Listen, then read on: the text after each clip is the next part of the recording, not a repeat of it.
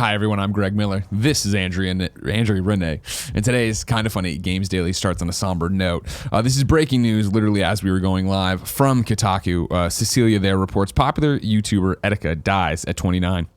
Today, police confirmed the death of Desmond Etika Amofa, a well-known gaming YouTuber, after discovering him in Manhattan's East River yesterday evening. Etika's body was found 2 days after police recovered his belongings on the Manhattan Bridge. Last week, he had published a video that appeared like a suicide note. Etika, 29, was born in Brooklyn, New York. He began creating videos on YouTube in 2012, and over the course of 7 years, amassed a following of over 800,000 dedicated fans across YouTube and Twitch. He referred to them as Joy-Con boys after the Nintendo Switch controllers. Playing and commentating on Nintendo games for his fans, Etika imbued what he loved with electricity and personality. Etika's charisma, candor, and ingenuity as a content creator launched him into the constellation of internet stardom. Etika began to publicly struggle with mental health last October when he self-destructed his YouTube channel and, on Reddit, made references to suicidal ideation. In April, police detained Etika after he threatened suicide in his apartment. They told Kotaku, citing his, quote, psych history. In May, Etika had an altercation with a security guard or police officer that led to another hospital visit. Last week, Etika published a video, which YouTube took down, apparently saying goodbye to his friends. Quote, "It was a fun life," he said. "I had a great time. It was great, but for it to be cut so short, it's fucked. Friends and family have been unable to contact Etika since before the video was posted. Since before the video was posted. Reached over the phone today, an NYPD representative offered this comment. At approximately 18 hours yesterday, police responded to a 911 call with a person floating in the water in the vicinity of the South Street Seaport in the confines of the 1st Precinct. Upon arrival, officers discovered an unresponsive, unidentified male at the location. The NYPD Harbor removed the male from Pier 16, where EMS pronounced him deceased. The medical examiner will determine the cause of death, and the investigation is ongoing," end quote. The National Suicide Prevention Hotline in the U.S. is available 24 hours a day at 1-800-273-8255. A list of international suicide hotlines can be found here, and of course, this is Kotaku's article from Cecilia. You can check it out there, and of course, you can Google for those numbers as well. Obviously, not an uplifting story to start with, Andrea, but important to talk about, I think. I think I've had the passing knowledge of Etika. We've just done a recap there, but I remember briefly when some of this stuff was happening and it was trending on Twitter and people were talking about it. Obviously, he has a fan base. I think it goes to show that no matter what you deem as successful, everyone struggles with mental health. Absolutely. And I think it's important, as I've often said, to all of you kind of funny best friends and anybody who might be listening, just tuning in for the first time or whatever, you are not allowed to kill yourself. There are people who will miss you. There are people here who need you. There are people whose lives won't be the same without you. And no matter how dark you feel it is at that time, reach out and talk to someone. And I know that's easier said than done, but these numbers exist for a reason. Everyone struggles with mental health. Like, this is never the answer. It's just not the right way. So don't do it. Of course, thoughts, prayers, everyone affected by Etika's untimely passing. Andrew? Greg. How are you? I'm doing okay, actually. This is obviously very sad news to start the day with, but I also want to remind people about another organization that we do a lot of work with called Take This. Their whole motto is, it's okay to not be okay. So even if you're maybe feeling like you're not going to kill yourself, but you're still having some dark thoughts or thoughts that you are confused about and you don't know who to talk to, they are a fantastic resource as well. TakeThis.org is their website. They have clinicians standing by at all times to talk to people. So as Greg mentioned, there are people who are out there. There are resources for you. Even if you're not comfortable talking to your family or friends, maybe sometimes talking to a complete stranger about it is exactly what you need. And just a reminder that hold on to the idea that it's okay to not be okay and that you will someday be okay, but it's okay if you're not right now. Yeah, and everybody feels that way at some point in time. So you're not alone. Don't ever think you're alone. Andrew. Yes, Greg. Of course, this is Kind of Funny Games Daily. Each and every weekday on a variety of platforms, we run you through the nerdy video game news you need to know about. If you like that, be part of the show. Patreon.com/kindafunnygames is where we get all our questions, comments, concerns, everything under the video game sun. You can tune in, watch it live on twitch.tv/kindafunnygames. If you're watching live, you have a special job. Go to kindafunny.com/you're wrong and tell us what we screw up as we screw it up so we can set the record straight for everybody watching later on youtube.com/kindafunnygames, roosterteeth.com, and listening on podcast services around the globe. Housekeeping for you. Remember that this Sunday is the 1-year anniversary of Kinda Funny Prom. Tim Gettys is out editing Kinda Funny Prom's giant video right now. You'll be able to catch it on youtube.com/kindafunny. You can go watch Smash Mouth surprise everybody, me marry 2 best friends, and Tim and Gia crowd surf while making out. Go subscribe now, youtube.com/kindafunny. Thank you to our Patreon producers, Daniel Massey, Blackjack, Colton Yoder, and Mohammed. Today we're brought to you by Thirdlove and Experian, but I'll tell you about that later. For now, let's begin the show with what is and forever will be the Roper Report. Time for some news. 3 items on the Roper Report. A baker's dozen. And don't think that's a small number, Barrett, all right? Some of these are juicy. There's a lot of dialogue to have about them, all right? I'm glad I see you got a Gatorade over there. That's going to keep you hydrated while we talk about it. You ready? It's going to help me get hype for this first one right here. That's right. Wide Respawn show Star Wars Jedi Fallen Order that way.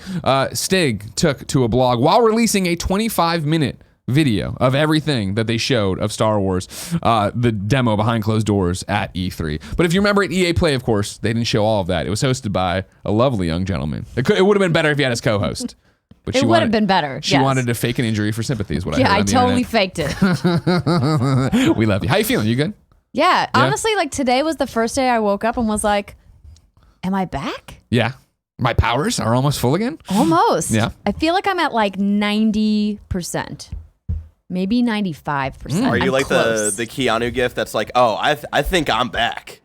From kind of, yeah. There you go. Yeah, I'm almost there. All right, good. I like that. Stig wrote this over on the blog about, Respawn and Star Wars and all that. Revealing gameplay is always a little nerve-wracking, even more so when considering our goal of delivering 25 minutes of hands-on footage, not to mention the little point that this is the latest Star Wars game. We spent months going back and forth discussing the best strategy to release this content and ultimately decided for the first look it was crucial to present a focused 15 minutes of raw in-game footage highlighting lightsaber gameplay that speaks to the Jedi fantasy in an empowering way. But it should not be mistaken that our combat system is overpowered or easy. I promise there is a considerable challenge and depth to be found within our combat system. The same can be said about our approach to level design, which is crafted in a non-linear way with heavy influences from games like Metroid, Castlevania, and the Souls series. The game will feature several planets that the player can elect to travel to via starship. On these worlds, unique abilities and upgrades can be found that open up new paths across other planets, making retraversal an essential part of the gameplay experience. This is a lot to describe in 15 minutes of gameplay. Getting hands-on the full 25-minute experience is best to completely understand it. With that said, we invited some press to play the game at E3, offering hands-on with the full 25-minute demo. Here are some impressions. He has links, of course, to The Verge, Game Informer, GameSpot, IGN. From these previews, I think it's safe to say that the game isn't as easy as it looks, and our thoughts internally about the game feeling good are closer to being validated. But we are not done yet, and we are continually playtesting to ensure the game challenges even the most skilled player while not alienating those who want to take a more casual approach. And maybe, most importantly, we also want to make sure that the game is delivering on the core promise of becoming a Jedi. Last but not least, we would like to share the full demo video with you. The top of the demo showcases a handcrafted sequence we refer to internally as a Star Wars moment. Midway through, look out for a small peek into our planet hopping system as an example of an upgrade/acquire, as well as our Metroid-inspired map in action. We sincerely hope you enjoy. Of course, Andrew, after EA Play, not even after EA Play, I guess. Well, after EA Play, during EA Play, I'm up there, I'm killing it. Everybody's on the internet. It's like Greg Miller's so great. There was a lot of conversation of these guys look dumb. These stormtroopers are just taken out of the chin. The combat looks brain dead. Yada yada yada. Then people went behind closed doors, saw the full 25 minutes, and were like, first off, no, the combat's more engaged. That when they were saying it's a really skilled player, it seemed like it is a really skilled player. Did you see it behind closed doors? No, Okay. because they were showing it at EA Play, Right. and because of when I was able to travel, I wasn't able to make anything that they showed there. Tim got behind closed doors, right, and is just blown away. He comes on, it's like he's like, it is a Metroidvania. The game's way bigger. There's all this different stuff. Tim got to play it, right? He's like, the combat is all this different things. And so then the conversation became, and it was last week on our show, show from the audience. Cool. Why are people doing that? Why show 15 minutes, then show 25 minutes and have all these different things out there? How does this work marketing-wise, let alone information-wise? It's a great question. It's actually a question that I posed last year after they did the exact same thing with Anthem. You know, we did this developer panel during the press conference, but the presentation they showed behind closed doors of Anthem did a much better job of explaining what the gameplay is and how it's going to work and all the cool things you can do with your powers. So I'm not quite sure why they made this misstep again with the gameplay, because I've heard from virtually every person that saw the BCD demo that it blew away what they showed during the live stream. Sure. And I know that they obviously had time constrictions and whatever else that they did, but I would think if I'm EA, I'm clearly giving Star Wars the priority during my E3 presentation, and maybe even give them a full hour to say what they need to say about the game, to show what they need to do. Maybe even do that entire BCD demo. But on the other hand, I also understand that they need to have a compelling reason to get people physically on site at EA Play.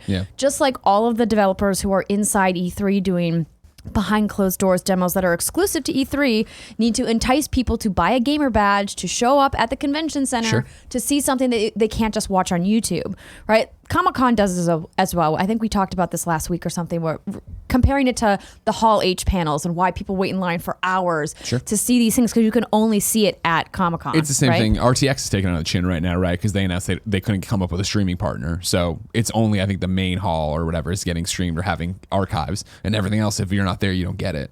Which is change, which is, you know, a lot of people are like, it's alienating international fans, but it's also this push and pull of, well, yeah, but they're selling the ticket to get you to come, right? It was the same way of like, we don't live stream Kind of Funny Live in the past or Kind of Funny Prom, right? A year later, we're putting it out because like, no, we want to incentivize you to come through and do it. Right. For Star Wars, I don't know if it's what I wonder.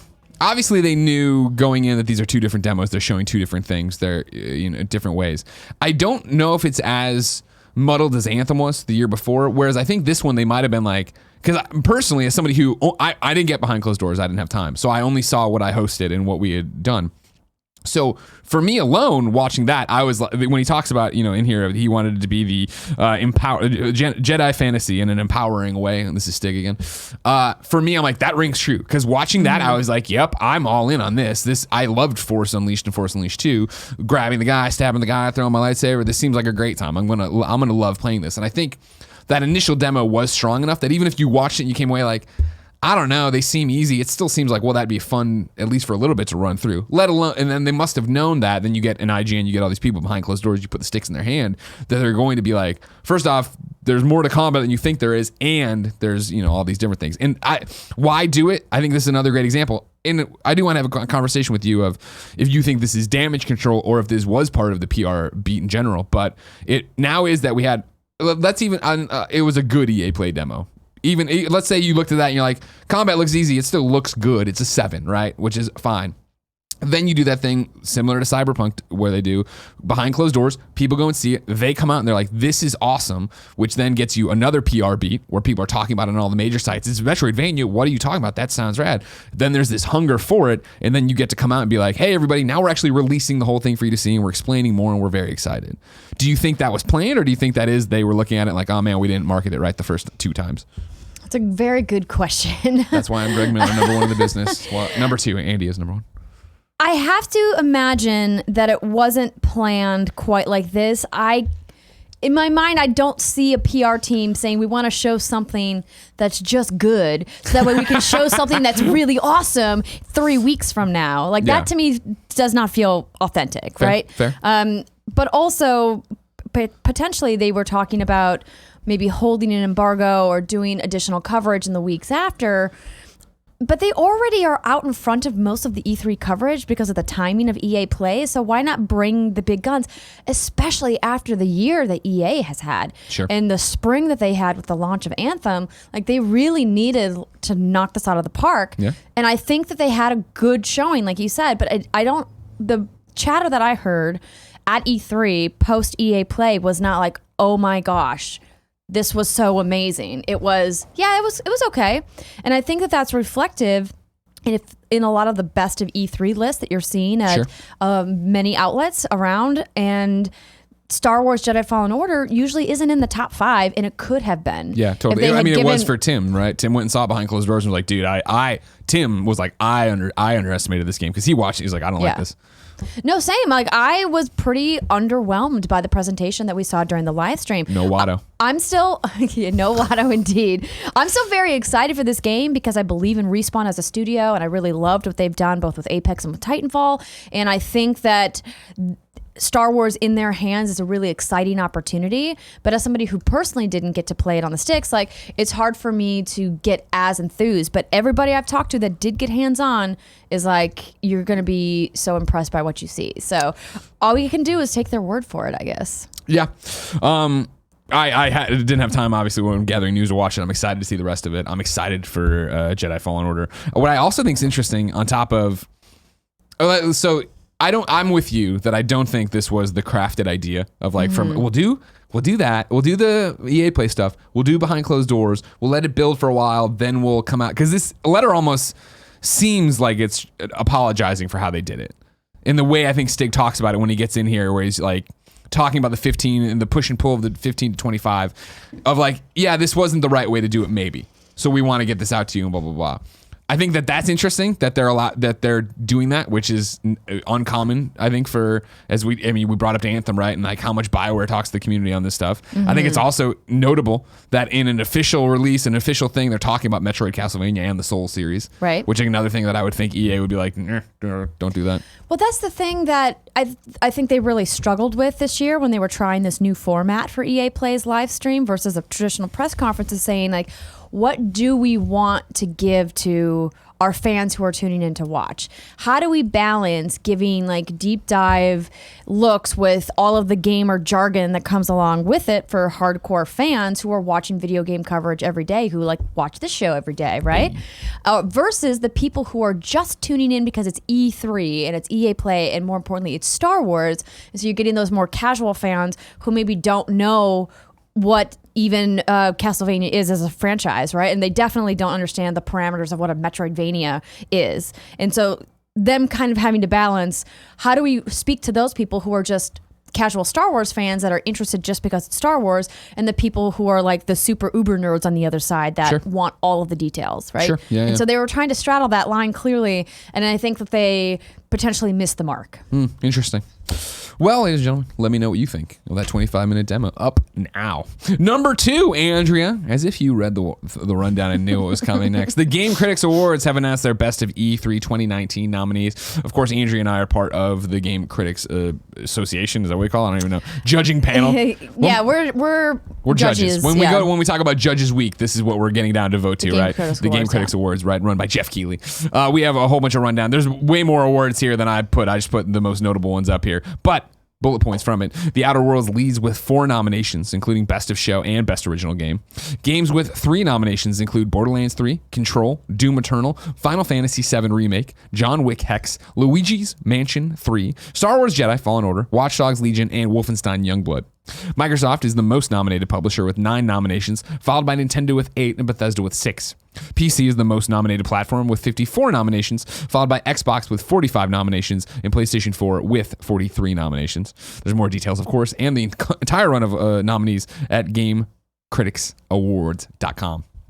So the Best of Show nominees are Borderlands 3, Doom Eternal, Final Fantasy VII Remake, Star Wars Jedi Fallen Order, The Outer Worlds, and Watch Dogs Legion. I think that's a great list. That's a great list. Who's your pick to win? My personal game of show was The Outer Worlds. Oh, nice. Great game. I'm very, very excited for The Outer Worlds. But I don't want your personal game of show. What do you think is going to win? If I had to bet, I would guess Final Fantasy VII Remake is going to win. You are a smart cookie, Andrew. That's what I'm betting as well. Best Original Game, 12 Minutes, Bleeding Edge, Control, John Wick Hex, The Outer Worlds. There, I'm going to say... Oof, that's a tough one. And again, I'm in the tank for 12 minutes, remember. Success Story. 2015, they came by, Luis came by and showed that game to us. I might have just butchered his name, I forget. Is The Legend of Zelda Link's Awakening and Watch Dogs Legion also in that category? No. Well, you're looking at that thing, but I believe the way the thing runs is that's best action adventure game. Oh, it bleeds over that way. Okay, I put them into columns, but it didn't help make it any less confusing. But yeah, that bleeds over. 12 minutes I'm in the tank for, and I think it had a great showing, but you didn't It was up. It was a great trailer to everybody get around to playing it around. Right. I would think Outer Worlds. Maybe John Wick. Honestly, for best original game, I would go with Control here. Really? I think that's your pick of what's going to win. Like that's what you're betting. Well, I mean, I love Control. Don't get me wrong. It's tough because the best original game category. Let me pull up.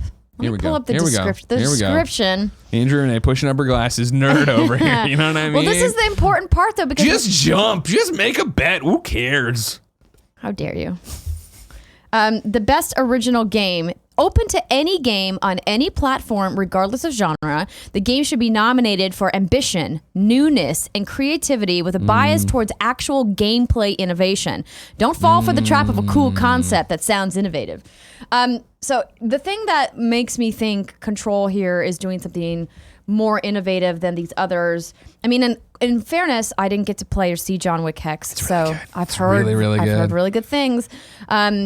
So from my personal experience, and the girls, of course, we vote together as a unit, so they've seen a bunch of the other stuff. So we have a more diverse voting jury. Oh yeah, I mean we break it up the same way and stuff. But Tim's just like, vote Nintendo. I'm like, get out of here. Kick him to the curb. I just like the gameplay from Control and from Remedy is something that I've never seen before. This idea of the way that they're doing the progression with the weapons and then the progressions with the powers and the supernatural elements that are in it, I think are really unique, and I think they did a really great job with it. So that's who you're betting. Yeah, because like as much as I love the Outer Worlds, obviously it's my game of show. It's just another. It's Fallout New Vegas. They're not really doing anything super innovative there. They're just doing it really well. Based on what you've read, I'm voting John Wick Hex. Okay. I think that's gonna steal a lot of hearts because it was amazing. I mean, it was. Yeah, it's amazing. It's great. Yeah. It's a single person XCOM walking through, and then at the end you let it all play, and it's really really cool. Mike Biffle, I'm also in the tank for, though, everybody knows. Obviously, he's paying you to say that. Yeah, his support on Patreon for volume has carried over. What is it, 3-4 games later? Best action game, Borderlands 3, Call of Duty Modern Warfare, Doom Eternal, Gears 5, Wolfenstein Youngblood. This is a really tough category. Very tough category. I obviously think Borderlands is probably going to win it for me, but Doom Eternal seems like it's the favorite of the other judges I spoke to. Yeah, I'm gonna. That's my pick too in terms of betting. If best action game, I mean, I love Borderlands 3 as well. I think Modern Warfare is doing a lot of really interesting things, controversial things. Right. But that's also why I like action game makes it sound like we're having a great time, not like should I kill this terrorist with her baby?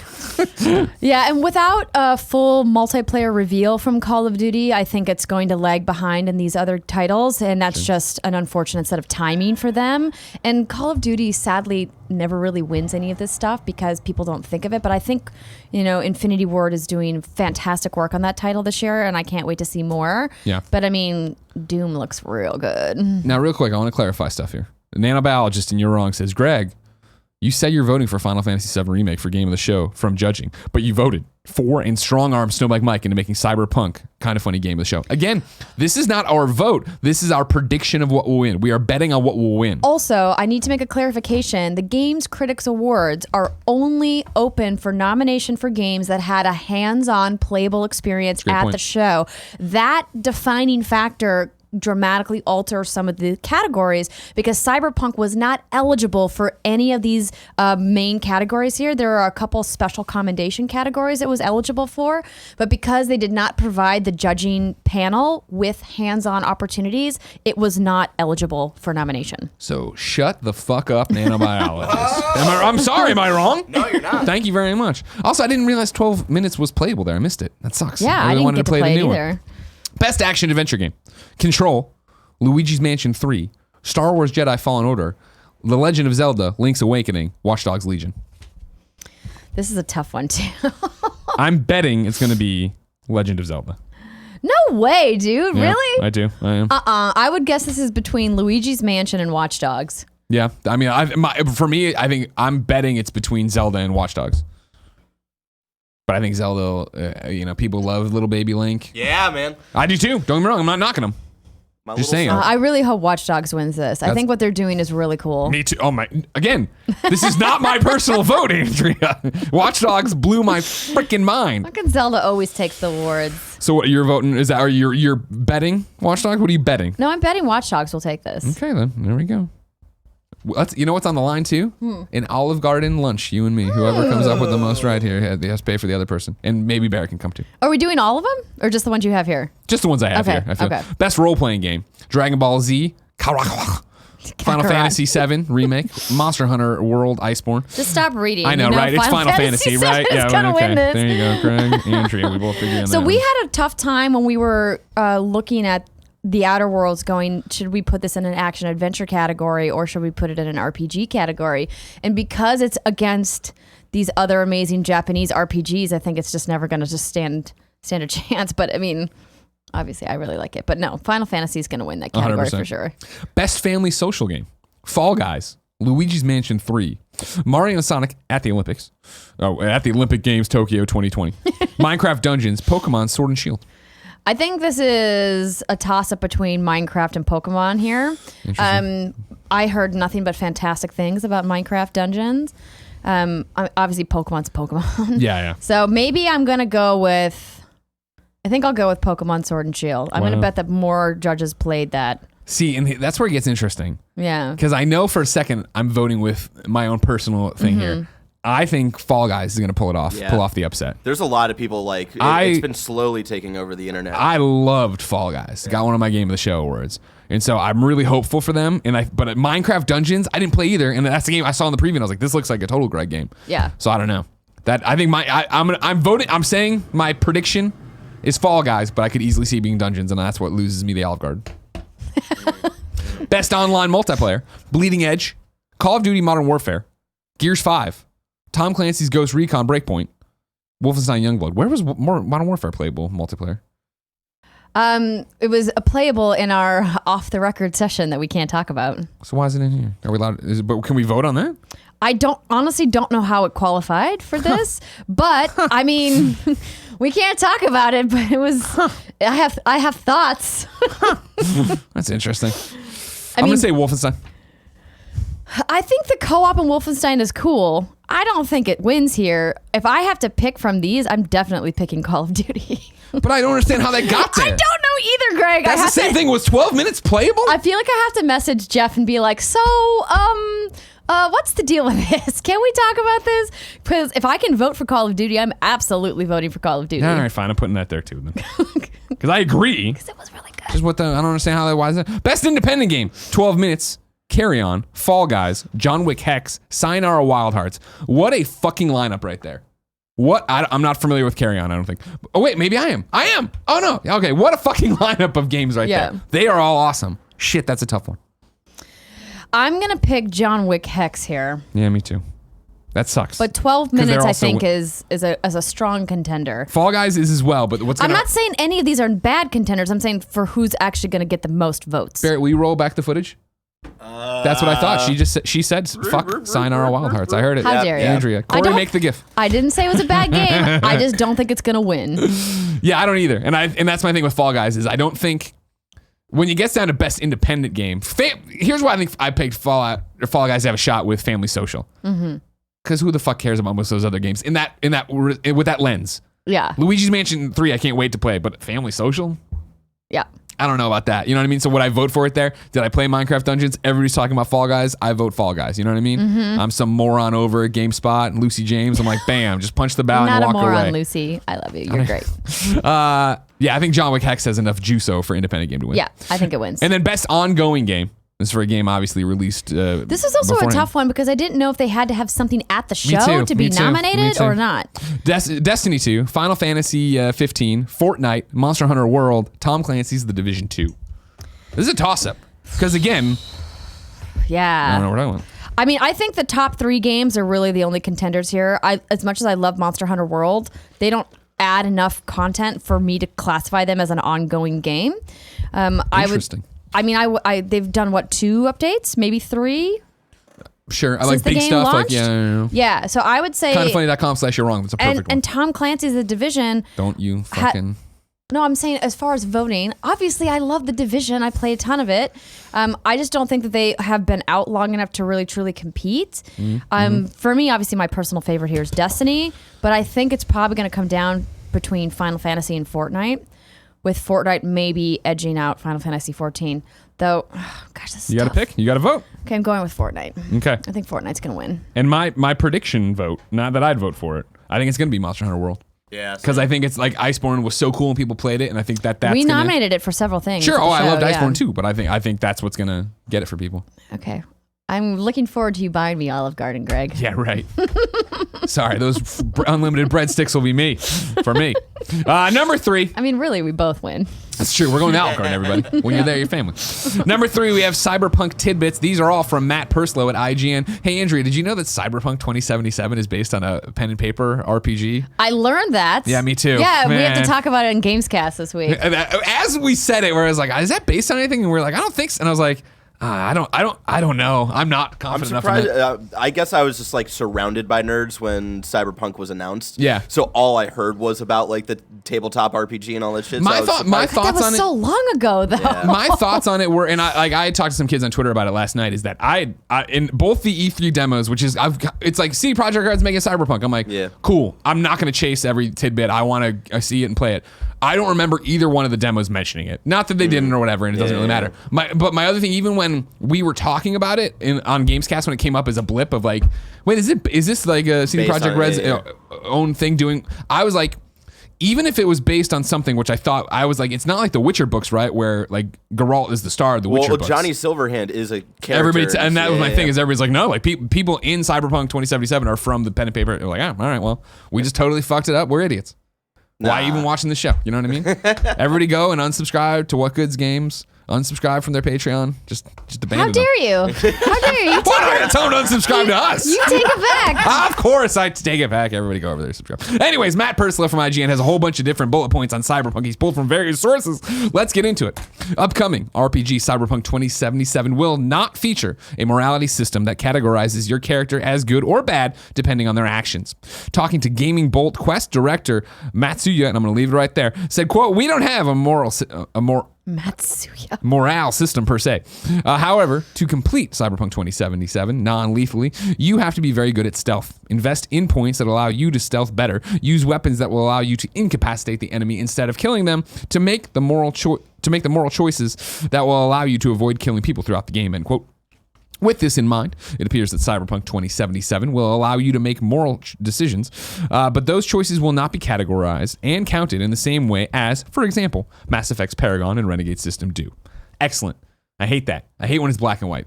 Even in Infamous, it was like, well, shouldn't I just make the choice at the beginning of the game and then I never have to do this again? Because after I've gone 4 hours of making good choices, why would I suddenly make the bad choice? Well, you're going to have a fun time with the Outer Worlds then. I know, that's my favorite thing about the Outer Worlds.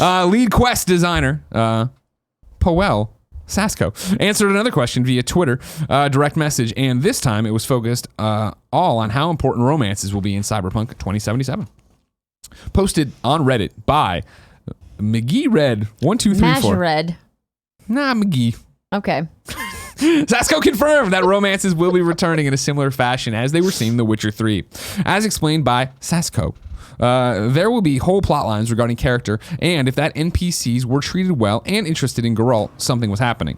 According to Sasko, this will be very similar in Cyberpunk 2077, and of course, players will have way more options than only heterosexual, as it was in The Witcher 3, parentheses, as Geralt was a defined character that was only interested in females, end quote. Again, that's awesome. I like that how I'm treating somebody makes it, if I have a chance at, hey, you want to knock boots? I'm some kind of weird robot. I don't understand. You know what I It's mean? generally how romance systems work. Yeah. I know, but you know what I mean? You know how sometimes you only have like certain options, certain people you can romance or whatever. Yeah. I like the Mass Effect of like, sure, I'm building for 3 games to fuck this person, or I now have this assistant. She wants to get in the shower. I'm going to watch her in the shower. Remember that scene? Remember that scene in Mass Effect?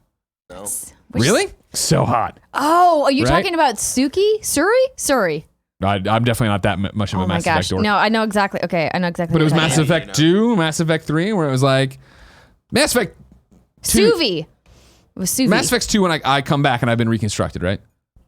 Yeah. Yes, I that's Mass Effect I'm 2. pretty sure it was that one, right? Where I was like, she wasn't in that one. then it must have been Mass Effect 3. But I just remember Yeah. having like a glass of, my femme shep having a glass of whiskey and just watching the girl in the shower. I was like, oh man, this is hot. BioWare knows what's up.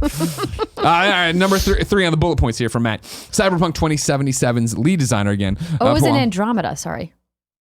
Oh, that's a different person. That's not what I'm talking about. Okay. This for sure was my femshep.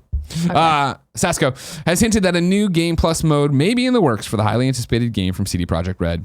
Via Reddit again, user Captain GJB direct messages Sasco on Twitter and asked him if it would be possible to have a character with every stat/ability maxed out, or will be closer to The Witcher 3 in that there's limited upgrade slots. Sasco answered that while they are working on character progression and it may change in time, quote, most likely it won't be possible to max out everything on one playthrough, as it would have little sense to have a game that is about replayability and choices, while in the same time allow players to max out all the stats on the first run, end quote. This is bothering me now. I have to find out who. Oh, was it Samantha? The communications officer? Yeah, it was just some like NPC that like it wasn't like, I wasn't taking her on missions or anything. She was just always at the desk and I would talk to her, and then Samantha Trainer says capitalist pig in the chat here. So there you go. Okay. It's hot. Everybody Google that, you know what I mean? Now I want to go play Mass Effect. I know, right? But think about how close we are to Cyberpunk, and that's We're good definitely not close to Cyberpunk. It's next year. It's not that far. If it doesn't get delayed, which I don't really believe.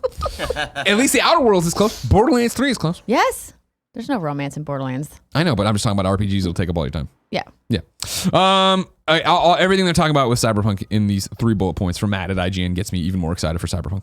Yeah. Especially this. I'm not with giant lengthy RPGs. I roll the credits and I'm like, that was my character in my playthrough. I don't usually re-roll another character and go through and do the different stuff. Not if they're really massive. Yeah. And so I contemplated it with Skyrim and then I was like, nah, I can't. Yeah, no. And so for this one where it's like the last one here, talking about like, you won't be able to max everything out on one playthrough. I like that. I like that I've built my character. That's one of the most exciting things I think about Cyberpunk is like when that first weekend when it's over, when you and I talk about it of like, what did you do? And how did you, oh my God, you're building out that. Well, I didn't even have that. And who'd you save? Who'd you kill? What happened like this? That's what it's all about. Yeah. Renee. All right. Ladies and gentlemen, that was your Cyberpunk minute. Andrea? Yes. I am excited for Cyberpunk. I am excited for Borderlands. I am excited for Patapon 2, wherever it is. Nobody really knows. Thank you, Barrett, for the clap over there. But all those games are apparently so far away. If I wanted to know what came to the Mom and Grop digital shops, where would I go? You would go to the official list of upcoming software across each and every platform as listed by the Kinda Funny Games Daily show host each and every weekday. Yeah. Out today. Let's talk Rockstar first. Starting today, all Red Dead Online players can jump into The Last Stand and Make It Count Ancient Tomahawk Showdown modes, both previously included in PlayStation 4 early access content. Additional early access content, such as the Ancient Tomahawk, Perlino Adelusa horse, clothing, and emotes, are also now available to all players. There's additional details for stuff's coming, like new clothing, ability card XP bonuses, item discounts, and a requested reset feature for character appearance and more. Samurai Showdown is available for Xbox One and PlayStation 4.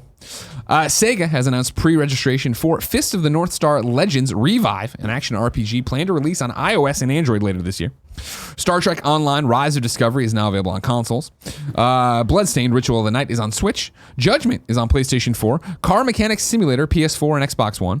Monster Jam Steel Titans, PlayStation 4, Xbox One. Medusa and Her Lover, PlayStation VR. We the Revolution is on PlayStation 4, Switch, and Xbox One.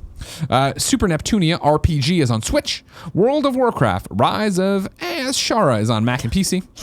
And then Moss is getting Twilight Garden, a free update and a brand new chapter for the PlayStation VR. Worth pointing out, number one in there, Judgment's out today. One of the games I was very hyped for. I had, obviously, E3 right before it. You got a code. Played through chapter 1, and it didn't grab me the way I wanted it to. I like it. It's Yakuza meets Phoenix Wright meets almost LA Noire, right? Of having to piece together and make the right kind of conversation choices. It's a little, I don't think you could really fuck it up like you could Phoenix Wright or fuck it up like you could LA Noire. Mm-hmm. But I need to play more of it because I got through chapter 1 in a very busy time, and then obviously went to E3 and played a bunch of other stuff, and now it's like I need to get back to it to see. I saw Jim Sterling when the preview embargo lift say he's glad he stuck with it, like it didn't grab him at first. So I need to give it more time. It's still the Yakuza fighting engine. It's still running around, having all the options to go do it.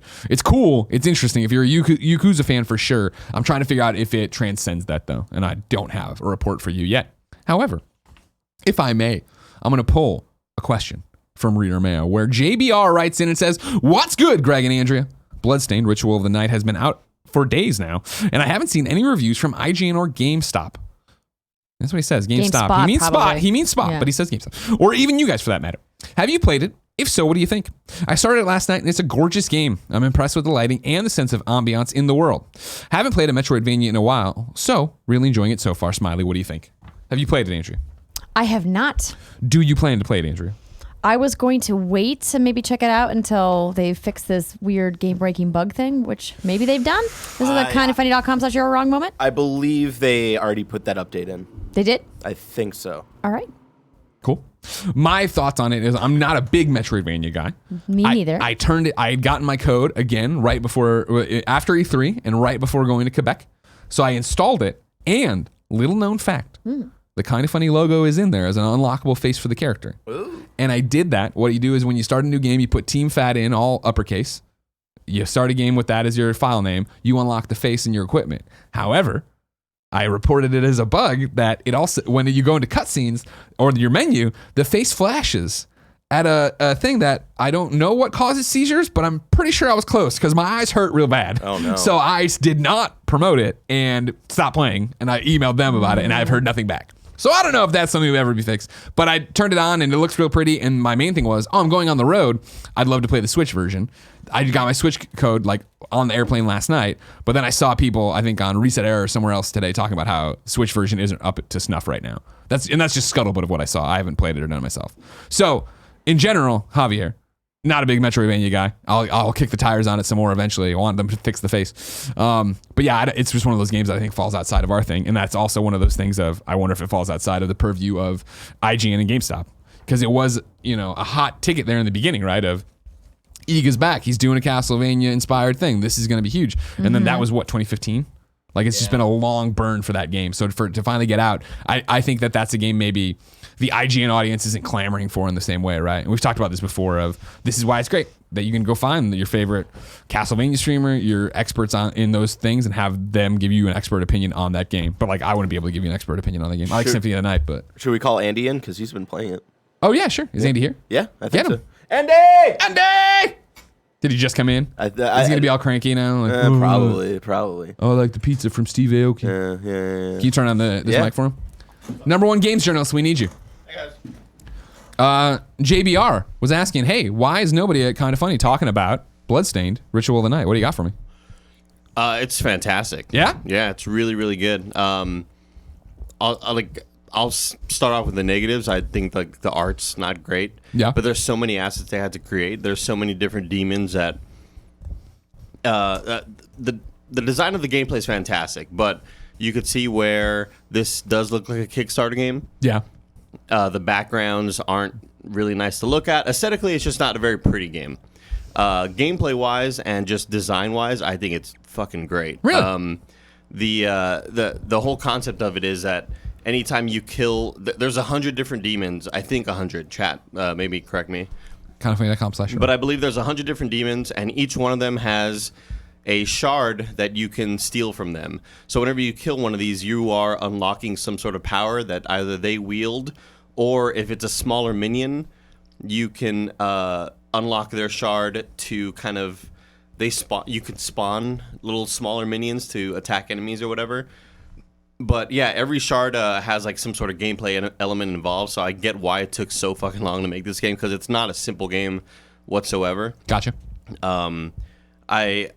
It can get kind of cheesy. I'm playing on normal difficulty, and it can get kind of cheesy because these shards that you unlock can get really OP pretty quickly. Gotcha. But yeah, I think it's fun as hell. The story's just kind of throwaway, whatever. Like, sure, but the gameplay's fun. Yeah, the gameplay's fantastic. And one other minor gripe I have with it is I love a good dodge mechanic. I love a good dash. You know what I mean? Right? And this one just has a backstep, which everybody who was in my chat is like, oh yeah, well most Castlevania games do that. I am coming from a history of like I didn't play Castlevania games at all, so I didn't like the idea of a backstep seems kind of like a little bit older of a mechanic for me. I want to be able to dash forward or back or be able to dodge shit. But it's gotten to a point where I'm just using these shard powers and I'm kind of OP at this point. So okay. But it's awesome, and I'm definitely addicted of like you unlock this double jump, so that means go to those other places you couldn't get to before. You know, like it's classic Metroidvania shit, and it's fantastic. Awesome. Well, thank Really you so good, much, yeah. Andy. Good job. Good job. You get paid today. From You're Wrong, while that was happening, J Dobb 84 says we missed one release date game update. Hitman 2 has a new map expansion for expansion pass owners called The Bank, which takes place in New York. So go on and get it, ladies and gentlemen. And then Capitalist Pig says, for Andy's correction, Bloodstained Demon Number, there are 127 types of enemies in the game, of which most of them drop a shard, but not all. And then Nanobiologist says, to clarify, the bug has not been patched, but the developers have commented on the issue and said PS4, Xbox One issue that is blocking players' progression. This is a long one. Hold on. We apologize for the bug and thank you for your patience as we investigate. The issue occurs when a new game is started before downloading the 1.02 update. After the update, treasure chests will appear in the incorrect and open and close state. So without the items from these chests, progress is blocked. Players affected by this bug will be required to restart the game with a new save in order to properly progress. They're still investigating the other options and stuff like that. So Xbox One players also affected by this 1.02 patch is delivered next week. Switch players have a physical copy, should download the patch before playing. Basically get that 1.02 patch and you're going to be okay. New dates for you. Terminal Velocity is launching July 16th on Xbox One, PS4, Switch, and PC. And then Hayden Taylor at GamesIndustry.biz reports that the Commodore 64 is the latest classic console to receive a re-release. It's going to arrive December 5th, 2019 at a retail price of 120 euros, 110 pounds. The C64 is a full-size replica complete with a keyboard, modernized to work with HD televisions. Pre-installed on the console will be the C64 classics such as California Games, Paradroid, and Boulder Dash, along with Attack of the Mutant Camels, Hover Bover, Idris Alpha, and Grid Runner.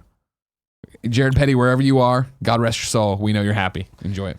I got a press release about a game announcement. I thought it would maybe go under new dates, but it doesn't actually have a date at all. I hate that. Is this the one that's just holiday 2016? No, it doesn't even say that. It's the Bandai release for One Punch Man. Oh, okay. So they're making a One Punch Man game? That'll One eventually Punch be out? Man, a hero nobody knows, coming to PlayStation 4, Xbox One, and PC. There you go. Enjoy yourself. Deals of the day. The Steam Summer Sale is happening. The one that I saw getting promoted was 60% discount on Double Cross, Joggernauts, and the King's Bird. I also saw that Wario64 wrote that Sekiro Shadows Die Twice is on sale on Steam as well. Oh, there you go. For $47.99. Okay, well, there you go. Time for reader mail, but let me tell you about our sponsors. First, it's Thirdlove. Let's get you a better bra, people. Jen, Gia, and more of the kind of honeys love their Thirdlove bra, and you will too. Thirdlove uses data points generated by millions of women who have taken their Fit Finder quiz to design bras with breast size and shape in mind for the perfect fit and premium feel. Thirdlove offers more than 70 sizes, including their signature half cup sizes. You can skip the trip and find your fit with Thirdlove's online Fit Finder. Order and try it at home. No more awkward fitting room experiences. Every customer has 60 days to wear it, wash it, and put it to the test. And if you don't love it, return it, and Thirdlove will wash it and donate it to a woman in need. Thirdlove's team of expert fit stylists are dedicated to helping you find your perfect fit. Fit stylists are available every day to help via text, chat, or phone. Returns and exchanges are free and easy. This is hands down the most comfortable bra you'll own, with straps that won't slip and tagless labels so there's no itching. Thirdlove knows there's a perfect bra for everyone, so right now they're offering my listeners 15% off your first order. Go to thirdlove.com/games now to get your perfect fitting bra and get 15% off your first purchase. That's thirdlove.com/games for 15% off today. Next sponsor is Experian. The better your credit score, the easier it is to get the stuff you want, or the less you have to pay. So the question is, why is it so hard to raise your score? Now it won't be, thanks to Experian. They've launched Experian Boost, a brand new way to instantly increase your credit scores for free.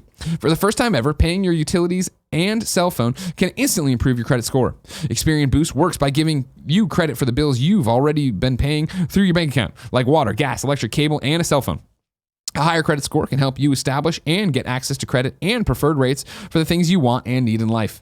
Experian is on a mission to help boost America's credit score, which will help millions of people across the country build and get better access to credit. People all across America have already raised their credit scores with Experian Boost, and you should too. It used to take months to see your credit score rise a point or two, but with Boost, you can increase your credit scores instantly. Boost is free to use and available only from Experian. As I said in the ad that I wrote for you guys yesterday, 2 years ago or so, I looked at my credit score and saw I was getting dinged for a credit card I had forgotten about. And let me tell you, it sucked having to build that back up. So this would be helpful. We can't believe it's taken this long for someone to do this. What are you waiting for? Experian Boost can potentially help you establish or increase your access to credit. Boost your FICO score instantly for free. Boost is only available at Experian.com/KFGames. That's EXPERIAN.com/KFGames. Where do I want to go? I'm going to start. This is an Inside Baseball. 2038 Pokemon CEO says, "Hey, Greg, remember APA?" And at first I thought, of course, Acolyte Protection Agency, WWF back in the day, Attitude Era. He doesn't mean that. He means the style guide. Good times. Should there be a style book for our industry to follow? Do we follow a style book in particular? We have moved towards video, but writing is still the foundation we get most of the source material from. Do you still have a habit for writing in APA when collecting show notes or emails? When working at IGN, did they follow a specific guideline or keep the site organized, or just anything goes? This was the most maddening thing for me coming from a newspaper, was getting to IGN and finding out there was no style guide. And some people used APA, some people used Chicago. I used AP style guide coming from the Associated Press. And the amount of times I would see, and this, I'm talking about like 2007 IGN, I'd be proofreading, or nobody even proofread reviews back then. You just put them fucking up. I'd read a review on the site and see okay spelled 3 different ways. And I'd be like, what I had heard, and this is an old story that I have never verified or talked to the man about, but I believe it, is that in the way back days, when you and I were just babes, Andrea, Dan Shu started talking to, from EGM at the time, talking to Game Informer and IGN and so on and so forth, everybody out there, of like, let's make a video game style guide. Let's make something that we're all on the same page for how we talk and like what these words mean and what we're using and stuff like that. And that never happened. And now I feel like the industry is so fragmented in so many millions of places, there's no possible way. I would hope that there's a better style guide now. I think, having somebody like to IGN, having somebody like Dan Stapleton running reviews, right? And like laying out, this is what an IGN review looks like and reads like and does that, I would assume is also setting up like, this is the okay we use now. This is how we spell okay. But I think as you get out even broader, that it'd be great if there was a video game style guide that we could all agree on, and this is what this means, and this is what this genre exactly means, and how we're going to break it up. Because that's the other problem too of, like, how do you actually spell esports, right? Hey, oh my God, all lowercase, right? That's what we decided on. There's a dash. I think right? It's all lowercase, all one word now is what it is. Such a nightmare of figuring this stuff out as we go. But yeah, that's the thing. For the longest, is video games 1 word or 2 words? Is it whatever? It's just like, God, I hate it. You know what I mean? So no, it's all just nightmare Pokemon. That's what you need to know. And it's never getting better. It's gone. I don't think that it's an impossible task to create a video game style guide. You just need a ringleader to actually do it. And somebody who is willing to organize and talk to the executive editors at, I would say, maybe like a dozen outlets. Honestly, I think if Keeley tacked it on as like a roundtable session to GCA's Judges Week. Yeah. Because that's mostly all executive editors there anyway. The written word's dead, though. Who cares? Wow. Am I wrong, everybody? Yes, you're wrong. Am I wrong? It's not dead, but it's getting there. No, it's a niche product now, right? It's not like it was before. No, it's not. Websites get millions of clicks every day on written articles. Yeah, sure, and they read the headline and they scroll to the score. Yeah. Wow. It's true. Thanks. Yeah, you've been there. You know what's up there. You know it better than me probably now. Yeah. I strolled all the way down to your Arkham Origins review. Didn't read it. See, there it is. It's because you two are monsters. It's true. No, nobody's denying that. Come on, man. I got things to do. Just read the headline. I got all the information on. Man, we had a lot of good questions today, and I feel like I want to get as many in as I can. Where do I want to go though? BJ, your 3 wishes one is good. I'll try to remember for tomorrow. I'm gonna put a T on it for tomorrow. Brian Scollo wrote in and said, "Hey, Greg and Andrea, what's with all the hate for The Witcher 3 on Nintendo Switch? I see memes all over the interwebs poking fun at The Witcher's resolution on Switch or how FPS will be unbearable. I mean, I get that we can't make everyone happy, but isn't this like you always say isn't this like you always say with things like Switch or Stadia? If it's good enough, it's good enough. For those gaming on a Switch, we'll most likely have another console. I do. And so does Tim. That's why PlayStation VR has been a success and why, the other ones didn't take off now until Quest, but don't even get me started how much I love Quest. And I plan on double dipping on Witcher 3 because it's good enough and I can play it anywhere. And for me with my busy schedule, travel and kids, it's a lot more than good enough. What say you? Greg, it was great to finally meet you at the Kind of Funny NYC meet and greet after your Starbucks pee break, as brief as it was. Lol. It was great meeting you too. I think this is different strokes, different folks. Sure. Some people really, really, really care about resolution, and they're probably playing on a high-end gaming PC. Sure. Some people do not care at all. Hi, it's Greg. How you doing?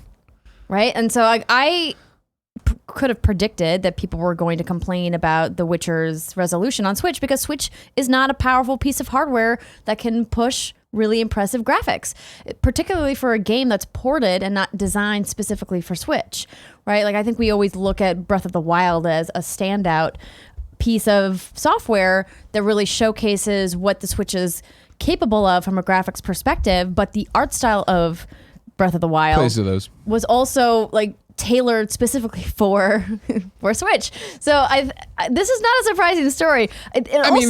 If you're shocked that The Witcher 3 had terrible resolution on the Switch, you're just not paying attention. Isn't it also just like the internet wants to hate everything? Yeah. Right? I mean, I remember when they said Skyrim was coming to Switch and that these were the same things. And then the people who played Skyrim on Switch seem happy with it. I don't know. I didn't. Exactly. I downloaded it and never used it. It's the same thing with Doom 2016 when we're talking about that, or Wolfenstein coming to Switch. It's like, that it's not going to look the best it could possibly look on Switch. If I hadn't been coming home that Friday that I started Doom on Switch, I'd still be playing it, because especially with Quebec, I would have still been playing it. But I was like home and I was like, oh, well, now I just want to play on PlayStation 4. Yeah. Like the text is hurting my eyes in Doom. Yeah. And that's my concern with The Witcher. And I know we talked about it while I was gone. How the inventory is going to be really different because you have to look at it. I'm excited to play The Witcher on Switch because I travel so much, and I love the idea of a really long, awesome game. Even though I'm playing one now that I'm going to talk about on Gamescast that I'm kind of getting obsessed with. Like ridiculously. Yeah, I don't want to do it. If you check the Kind of Funny subreddit though, you know what I'm talking about. But for me, it is a good enough thing of like, yep, I know it's gonna not be the best looking version of The Witcher. Now, if it's unplayable and framey garbage and like combats, then I'm not gonna play it. Right. But if it's just like, it doesn't look as good, but it's still the same game, and I have all the content. All right, cool. I'm gonna run around and play, enjoy myself. Yeah. Why not? Stop hating everything, guys. Yeah, Can we have some fun? If resolution's important to you, maybe don't play games on Nintendo Switch. Also a great point. Michael Gulliver is going to close out the chat today, Andrea Renee. Okay. He writes in to patreon.com/kindoffunnygames just like you can and says, happy Monday. Oh, this is a Monday question, but you guys didn't cross it out. You didn't do this one, right? We did do this one. It wasn't crossed out? Frank can go to hell. That's probably my fault then. No, I'm blaming Fran. Okay, it's I'm Fran's blaming fault. Fran. We did answer Michael's question yesterday. Then Borzin00 gets to close out this show as Michael Gulliver packs his bag and goes to fuck off island. Whoa. Borzin says, good morning, Greg and Andrea. The rumor mills are spinning and might be going a bit bananas if you ask me. I'm talking about the current Ape Escape rumors being flung around. If this rumor is true, that means Sony has 3 beloved first-party series being remade or rebooted right now. Medieval, Patapon 2, and Ape Escape. All right, even I'm Mr. Patapon. Let's not... Well, that's not the exact same thing that's happening there. Really? Yeah. Oh, okay. Medieval is from the ground up. Ape Escape will be from the ground up. Patapon's like, let's make this... First off, the game's made. Let's just keep it on ice forever? What are you hiding, Shuhei? I digress. Back to Borzin. But is this a good move by Sony?